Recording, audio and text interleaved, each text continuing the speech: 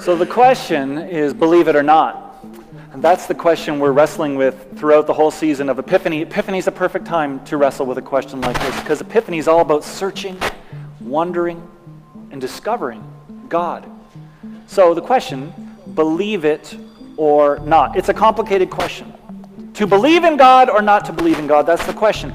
Because some of you are here today and you would say, yes, Rob, I believe in God, but there have been times, if you're honest, when you've looked up into the sky and you've said, God, where are you? Are you even out there? And then there are others of you who would say, I don't believe in God, and you might be quite certain about that, and yet you would probably admit that there are times when you found yourself praying, and you're like, who am I praying to? What is that all about? So believe it or not. Over the next few weeks, I'm going to be having a conversation with a guy by the name of Mike Tenzin. This is a picture of me and Mike. I've known Mike probably for close to a decade. Mike is an interesting fellow. He's an award-winning journalist. He writes biographies now, kind of in his spare time. And Mike and I have run into each other so many times over the last decade. Just, he's popped into the church and he said, hi, Father, we should really sit down and have a talk sometime. Or I'd see him in the grocery store and he'd say, Father, we must really sit down and talk sometime. And honestly, this has gone on for about a decade. And it was just like a couple weeks ago, maybe a couple months ago, this happened again in the grocery store, right over the grapes and the cantaloupes. And Mike said, we should get together. I said, let's get together. We pulled out our calendars and we ended up sitting down for an hour and a half, maybe 2 hours, and had one of the most interesting conversations that I've ever had in my entire life. See, Mike was raised in an Anglican church. Mike was baptized at Holy Trinity Anglican Church right here in Welland. And Mike was confirmed at the other Anglican church in Welland, St. David's Anglican Church. And he was part of all the youth stuff they did. He went to youth conferences. He went to youth leadership development stuff. His father, he'll proudly tell you, was a president of the Brotherhood of Anglican Churchmen. So Mike was an Anglican, and yet when you sit down and talk with him, Mike will tell you that today he does not believe in God whatsoever. If the question you asked Mike was, Mike, believe it or not, his answer would not be, I'm not sure. His answer would not be, well, I'm kind of agnostic. No, his answer would be very firm. Not. There is no God. He is absolutely confident and certain there is no God. So Mike's an interesting character for us Anglicans to think about. He was Anglican just like you. He grew up in the church like many of you, and yet today he is certain that God is a complete fabrication and a myth. So Mike's not alone, and I imagine that if, I'm not going to ask, but there are probably people sitting in our Anglican church here, and in Anglican churches all around Southern Ontario in the Diocese of Niagara, who are little mini Mikes. And they're going to church, and they're there, but they also know deep down that they don't actually believe what it is we are talking about today. And that's totally fine. And Epiphany is the perfect time to kind of be honest about that and to struggle with our belief. So believe it or not is the question we're tackling. But actually, I think if you were to scrape beneath the surface of the question, believe it or not, one of the other questions that's hiding just below the surface is this question, religion or not? Religion or not? Because you see, one of the things that became clear in my conversation with Mike is it is very hard to understand his intellectual problems with Christianity without knowing his personal experience with religion over the past few years. Mike's an interesting fella. He will speak on the one hand very fondly of the church, almost nostalgic when he talks about the church, and yet at the same time he will tell you religion is a problem. It's the source of all sorts of evil, and the church has done more harm than good, and he will go on and on depending on how much time you have to give him. But my point is, his disbelief in God is connected to his experience in church. Today, I want to show you just a little piece of the conversation that Mike and I had. This is just to get the conversation started. But here, Mike is going to kind of talk a little bit about not only his background in the church, but what it was that caused him to lose his faith in God altogether. Well, hello everybody. My name's Rob Herkmans, and I am a priest. And this is Mike Tenzer. I'm from Port Colborne, and I'm an atheist. An atheist or atheism is not a dirty word to me.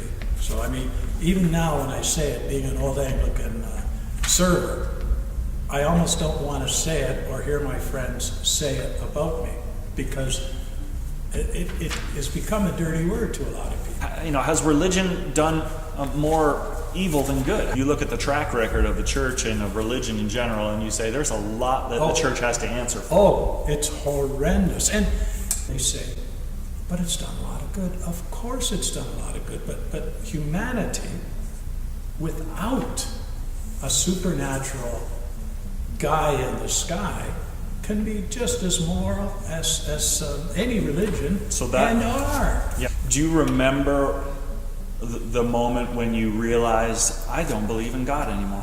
No, Robert, I really don't. I understand now when I think about it, why and how I went to church and believed and had the great feeling right up till I was about 20 years old. It's when I left home. I figured out now that because I didn't have the support and didn't have the influence of my family, I drifted away. I just let it drift. I went to leadership camp, Anglican leadership camp. I was a server. Father Fricker, then a bishop, wanted me to become, he suggested, a priest. So you had all that upbringing? I had all of it. So what happened? I started reading books other than the Bible. I didn't become Bible bound like these poor people. But I started watching debates on YouTube. And these were debates between Richard Dawkins, people like Sam Harris, Christopher Hitchens. Even Christopher Hitchens. But he is an atheist and was an atheist. I was watching these people, and they were beating in debates, in my view. The Archbishop of Canterbury was on there. There were rabbis on there. And so you really felt they out-argued and out-debated Christians. I caught fire. And what would you say to the person, though, that says, I've read and I've studied and I have degrees and I have a PhD, and yet I still believe there is a God? They've read the wrong books. They've seen the wrong. I'm telling you, they've read the wrong books. So then what books have you been reading? Tell us some of the books you've been reading. Let me tell you something, and I really mean this. I truly mean this. If you read these 7 books that I'm going to say right now by these authors, truly read them, and then read them again, and used even a yellow liner to outline some things, and then really think about it, you would not darken the door of a church again, except for a funeral or a wedding, or just to see your good friends, your Christian, your believing friends. So I don't know if you heard what he said there right at the end. He said, if you read some of these books that I'm telling you about today, you would not darken the door of a church again. And he had that list of books in his hands, and I asked him, I said, Mike, what is that list? And so he actually gave me that list, and there's the list. And I know that by showing you that list, I risk none of you darkening the door of this church ever again. But actually, no, I actually think Anglicanism is one of those denominations, if you will, of the Christian faith that encourages inquiry and has no problem with people doing some reading on their own. But let me just give you the highlights of that list, if you will. There's a few authors on there that have become champions of atheism. One of them is this guy here, Sam Harris. First of all, you'll notice he's pretty good looking. That doesn't hurt, right? Sam Harris is a neuroscientist, and right shortly after 9/11, he wrote a book, and the book was called The End of Faith, and it was subtitled Religion, Terror, and the Future of Reason.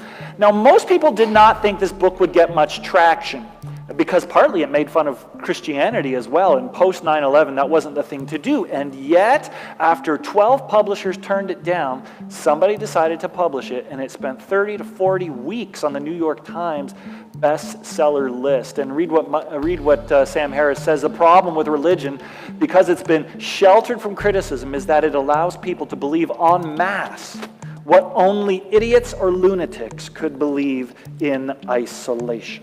Now, the next guy I want to introduce to you is Richard Dawkins. Now, Richard Dawkins is an evolutionary biologist. He's an author. And a couple years after Sam Harris wrote his book, Richard Dawkins wrote a very famous book. It's called The God Delusion. And The God Delusion, he argues that actually religion is a delusion. Just like any other thing that you believe in that does not exist, it is a delusion, and people who believe it are deluded. Religion, he says, is capable of driving people to such dangerous folly that faith seems to me to qualify as a kind of mental illness. Okay? And this book sold millions and millions of copies and was a national bestseller. Third person I'll mention to you is Christopher Hitchens. Now, Christopher Hitchens passed away not long ago of cancer, but he wrote a book in 2007 called God Is Not Great: How Religion Poisons Everything. And in that book, he writes this, and this is kind of his description of religion: violent, irrational, intolerant, allied to racism and tribalism and bigotry, invested in ignorance and hostile to free inquiry, contemptuous of women and coercive toward children. Organized religion, he says, ought to have a great deal on its conscience. These guys, I want you to know, were like rock stars in the day. They were on all the late night TV shows. They were being interviewed. They were writing blogs. They were having debates with all the big... They were so exciting to watch. And Mike told you that he saw these videos and he was totally swept along with it. Now, you might say, you might immediately want to argue back with them. And that's, of course, quite natural for some of us who believe. We might want to say things, well, listen. Christianity's done a lot of good, hasn't it? And Mike would say, yes, it has done a lot of good, but people can do good without Christianity. In fact, many of you know people who don't believe or don't go to church, and they're very good people, and they're very moral and ethical people. On the other hand, we could argue and we could say, yes, but listen, atheism has also done a lot of bad. In fact, some of the most destructive and heinous crimes that have been committed in the 20th century happened at the hands of totalitarian atheist regimes, whether it's the Soviet Union, North Korea, Cambodia, or Hitler's Germany. Millions and millions of people died at the hands of atheists. And we could get into this back and forth. In the end, this is what I think I'm learning from my conversation with Mike, and that is this. It's not that atheism is especially attractive to people. And people say, ooh, isn't atheism great? And so they run to this beautiful thing called atheism. It's actually that religion is becoming especially unattractive. And so even if you listen to how Mike said it in the video, he said, I just drifted away. I just drifted. I got disconnected and I drifted, and before I knew it, I was watching these videos and I was so completely engaged in what was going on. There is something about religion that pushes us away, but the thing is, you can't just walk away from something without walking toward something else. The other thing that I picked up from this is this. Many of our intellectual problems with Christianity actually stem from personal problems with religion. And I want to say that one again. Many of the problems you have in your head, the intellectual problems you have with Christianity, actually stem from a personal problem you had with a church or some other religious organization. So let me give you for example. Let's say you grew up in an amazing church that was always doing good in the community, with great teaching, it was alive, and you had many friends in that church who were very gifted and generous, kind, loving Christians. My guess is you would not have a lot of intellectual objections to Christianity. But if you grew up in a church that was cold and dry and arid, and everyone just went through the motions and everyone kind of knew it, and people said they were Christians, but it was really just a name only, and in fact, a lot of them seemed quite bitter and unhappy to be there, and others of them maybe were fanatics, and they were always judging and self-righteous, and they were always pointing their finger at other people, then you know what? I think some of the objections, intellectual objections to Christianity, start to make a lot more sense to you in that context than in a loving and generous church context. So our beliefs are actually affected by our experience in the church. So I want to say, let's talk about, though, if Mike was sitting right here and I said, Mike, give me the 3 biggest objections you have to religion or the church, I think, and I'm just guessing, here might be the top 3, but there could be 33 for all I know. The first is, he would say probably something like this: the hypocrisy. Anyone who goes to church, it doesn't take long before they realize the people in there, don't have it all together. It's a lot of broken people, a lot of hurting people, a lot of nasty people. They're gossiping, they're fighting, they're backbiting, they're competing, and they can be, greedy, or they can be there's all sorts of things. And what we say, and what atheists would say is, if Christianity was true, would you not expect that the people you see inside that church would in some way lead better lives than those of us who are outside of the church? I've got friends who don't believe, and they live better lives. They're more morally and exemplary than the people I see in the church. And so hypocrisy is one of the big criticisms that drive people away from the church. The second one might be, I'll use the word fanaticism. It's a big deterrent. When people have gone off the deep end, Christians have gone off the deep end, and they are loud and they voice their disapproval of this or that. They're carrying placards. They're always talking about what's wrong. They exclude others. They have their pet issues and they're always talking about them, and they're intolerant and they're overconfident and they're belligerent and they're self-righteous. That turns people off. The third one, and again, there could be way more than this, violence. War and violence. Doesn't religion have so much blood on its hands? Wouldn't the world just be a better place if there was no such thing as the religion or the church? In fact, Christopher Hitchens in his book, God is Not Great, has a chapter, and the chapter is called Religion Kills. Religion Kills. Now that's whether it's Christianity or Buddhism or Islam or Hinduism or Shintoism or Judaism. All religions seem to ultimately transcendentalize certain things, and then they end up defending that violently. It overflows into violence against other people. And it's so very, very frustrating. And I think I've figured out how this cascade works. Religion operating this way basically starts out by making you feel superior to the people that are around you, right? You start to say, we have the truth and they don't have the truth. Or we lead the righteous life and they don't lead a righteous life. So we start to feel superior to the other people around us. It's only a small step from that to say, we can't hang out with those people anymore because we're the ones who have the truth and they don't. So we're going to kind of separate ourselves from them. And so pretty soon you're not walking in the same circles as people who don't believe the same as you.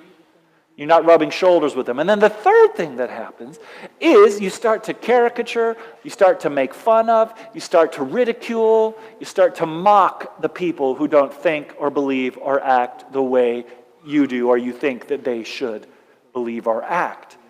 And then it's only a small step before you start oppressing these people, at least passively, by not caring for them when they need help, by walking past them when they're in trouble.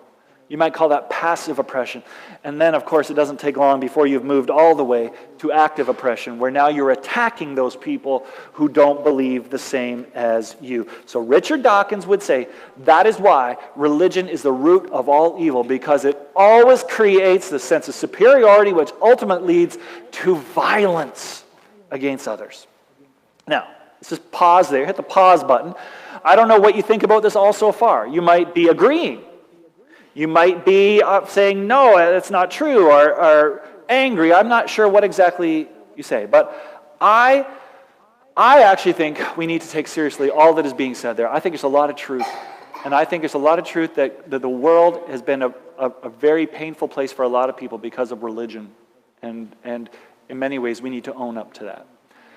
But I also think there is a way we can respond to those critiques of religion and Christianity, and I want to suggest 3 responses. And again, I'm not trying to set up these are the final answers, but if Mike were sitting here and he had just lodged all those complaints at me, one of the first things I would say to him is I'd say, listen, Mike, so you talk about the church being full of hypocrites. I would say, Mike, what did you expect? What did you think the church was? What did you think the church was supposed to be? Did you think the church was supposed to be this place where people who have their lives all together hang out? The people who are moral hang out. The ethical people hang out. The righteous people. We put a sign up outside the church that says only ethical people are allowed to come to church. Only good people, nice people. No, what did you expect this church to be? The church and Christians in the church are, here's the way I put it. Christians are honest with their needs. They're not perfect with their deeds. Right? Church does not say only good people are allowed. Only moral people are allowed. The church is the place where people come and they know their lives are a mess. And when they come here, they admit to their need. They need help. They admit to God, God, I need help. And they cling to Jesus, not because they're good, but because Jesus is good. And they hold on to God for dear life, not because they're righteous, but because God is righteous. And they need God's love and righteousness in their lives. So you see, the church is a place for people who are willing to admit their need and their brokenness. It's not for nice people, church. Church is not for nice people. The church is for needy people. And if you come to church and you walk away disappointed and say, there were bitter people in there, there were angry people in there, there were mean and nasty, hurting and depressed people in that church, then what did you expect? That's what the church is. It's a bunch of people who need help and need God and are hanging on for dear life. And if you expected something else when you came to church, you had the wrong idea of church from the very, very beginning. Christopher Hitchens says there's more moral people outside the church than there are inside the church. And in fact, we should expect that, shouldn't we? Because the church is not supposed to be the haven of moral people. It's supposed to be the salvation of hurting people. It's not supposed to be a museum of saints.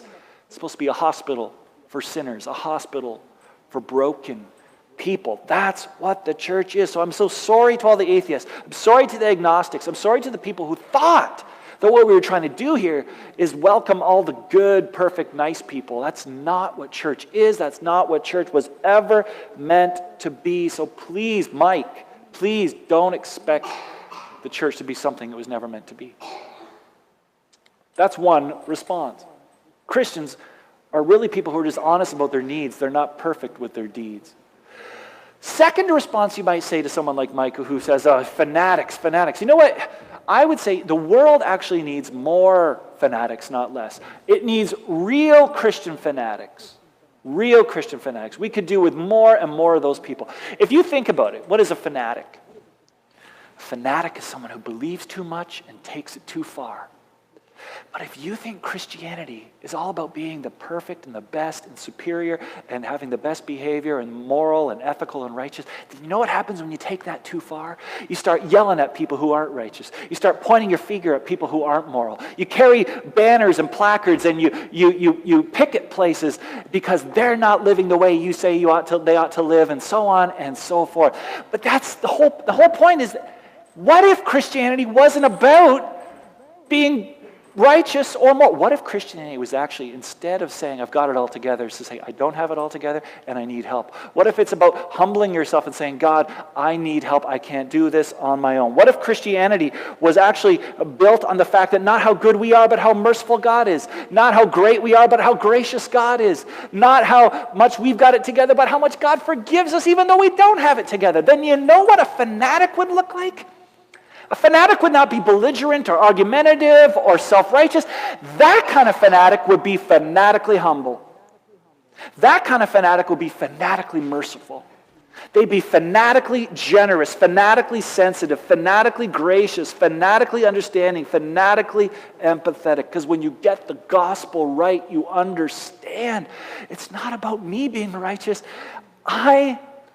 I am a broken person, and God in His mercy has loved me and welcomed me into His family. If that's your gospel, then we need more fanatics. Mother Teresa was that kind of fanatic. Martin Luther King Jr. was that type of fanatic. We need real fanatics, more fanatics in this world, not less. The third thing I want to say to Mike, and maybe the last response, is this. Mike, I know you have a lot of criticism for us, and they're all well-placed. But we have an even bigger critic. We actually don't need you, Mike, to tell us all the things we're doing wrong, because we have an even bigger critic, and actually God is Christianity's biggest critic. Mike, all those things you hate about the church, believe me, God hates the exact same things about the church, right? He hates the hypocrisy. He hates the fanaticism. He hates the violence too. Just look at some of the things God says to critique the church. Hey, church, He says, you think you're being church? Hey, why aren't you helping those who are stuck in the patterns of injustice? Why aren't you helping the oppressed? Why aren't you feeding the hungry? Why aren't you caring for the poor? Why aren't you clothing the naked? You've got it wrong. You think you're superior. You think you're above and beyond all this. God, not Mike, God, not the atheist, comes along and says, you've got it wrong, church. You've got it wrong, Christians. And Paul tells us, remember, you got to have the same mindset in you that Jesus Christ had. Jesus Christ didn't consider equality with God something that He should exploit or use to His own advantage. He didn't consider himself so superior that he was going to stay up there in his high and holy place. Rather, he made himself nothing for others. He came down and he took on human flesh and he suffered death, even death on a cross. That, church, that's your critique, church. Church, look at that. That's how you should be living your life. And even Jesus said to his disciples were saying, hey, I want to be in charge. No, I want to be in charge. And James and John were jockeying for position. They wanted power. They wanted the prestige. All the things you hate about church, James and John wanted. And do you know what Jesus says to them? He says, no. That's not how the church works. I know the Gentiles do it that way. Power and politics and taking charge. No, not you. Not you. Not so with you. Whoever wants to be great among you must be your servant, and whoever wants to be first must be slave of all. Greatness, Jesus says, is found in serving others. This is God's criticism of us. This is Jesus' criticism of us. So Mike, thank you for your criticism. But actually, we have an even bigger critic, and he has been criticizing us for centuries and calling us to actually live up to the name that we bear. Now, I'm not going to go into this, but even if you want to look at the whole thread of violence throughout the Bible, there just seems to be God is constantly calling his people back from violence. You want a king to fight your battles, God finally gives them a king. But ultimately, God's it's not military strength that's going to save us. Weapons are going to be turned into farming tools. The prophets say the Prince of Peace is coming. One day all nature is going to be living in peace. The coming king is going to be gentle. Jesus is going to heal through suffering. God's deliverance won't come through violence. And when Jesus finally shows up, he rides into Jerusalem on a donkey, speaking peace to all nations. Don't you see? God rejects the same violence that the atheists reject. God rejects the same fanaticism that atheists reject. Jesus despises the same kind of greediness and the behavior that the atheists and people who hate religion, they all despise it. Jesus despises it. The Bible teaches against it. God dislikes it. God is our biggest critic, not atheists. So if we could get this right, you know what it would do? It would totally change how religion works. Instead of superiority, what if we placed humility at the very beginning? Because that's where it should be. If you didn't think yourself better than other people, just as God sent his only son to live in, if we could get humility in first, then of course you wouldn't separate yourself from other people. Ultimately, you would identify with other people because you know you have so much in common and no one person is better than another person. And of course, then you wouldn't caricature other people. You would actually empathize with them. You wouldn't ridicule them. You would say, I see myself in you. I don't see something humorous in you. I see myself in you. And of course, you would never passively oppress and walk by a person like that. You wouldn't pass by on the other side. You'd show care and concern, and you would definitely not actively oppress them. If this is the way we rebuild religion, you would actually be eager to do acts of charity, just as God was eager to do a great act of charity and compassion for you. If you get it right, if we get it right, religion becomes a beautiful thing, not a detestable thing. Andy Stanley says this: people who were nothing like Jesus, even atheists, they liked Jesus. And if Christianity isn't compelling, then you know what? We've got the wrong version. But the more our faith looks like Jesus, the more our religion looks like him, the more people are drawn to it. The less it looks like Jesus, the more it pushes people away. It's interesting. It's not true that atheism outshines Jesus Christ. It's just that we, the church, have obscured Jesus Christ and not let him shine as we should have. Real, lived Christianity is its own argument for the existence of God. In the weeks ahead, we're going to tackle all sorts of objections to Christianity, but let's not let us be one of those objections. Let's not let the church be an objection to people's belief in God. We're supposed to be the body of Christ here on earth, and if people walk away from us, they're walking away from God. Let's get it right. Let's get to that place where atheists may even look at the church and say, I don't believe what they believe, but man, there's something going on there. There's something amazing and undeniable and even attractive about those people. Maybe I'll give it another look. So thanks be to God. Amen.